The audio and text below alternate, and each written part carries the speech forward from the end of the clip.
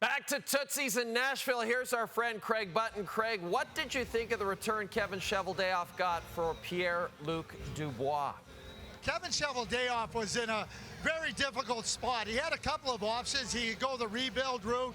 He could go with prospects. But to be able to get three players that can play on his team, which keeps his team competitive, was really significant. Gabe Vilardi can be a real good offensive driver. Alex Alafalo, really good speed. And Rasmus Kupari, with that size and the speed, still some promise and potential for Kevin Cheveldayoff to get this return and to be able to keep his team competitive. A really good day for Kevin Cheveldayoff. And he gets a second-round pick, too. Craig Conroy trades Tyler Toffoli to Jersey for Yegor Sharangovich and a third-rounder. Craig, how did Craig Conroy do in what was his first deal as Flames GM? Craig Conroy is faced with a lot of what I would call indecisions on the players. They're not sure if they want to stay. They're not sure if they will stay. So Craig Conroy's got to weigh that all out. Tyler Toffoli had an excellent year last season, but this is a stake in the ground where Craig goes, I'm moving you. He gets Sharangovich, who's a third-line player. Excellent skater, excellent penalty killer, but he gets somebody that comes into his lineup. And it now sets him up with one less thing to have to worry about with respect to signing a player and keeping him in Calgary. Keep this in mind with Toffoli. His speed isn't great. He's going to have a fall-off that might be a little bit more significant past the age of 30. And those types of players on long-term deals never end up providing value. I think that Craig Conroy saw that and was very strong in saying, I'm going to trade Tyler Toffoli and get somebody in my lineup. Interesting. Kent Hughes and the Habs pick up Alex Newhook from the Avalanche for the 31st and 37th picks in the draft. How significant is this deal for the Habs, Craig? I don't think it's significant. I think what it is you get a young player in Alex Newhook.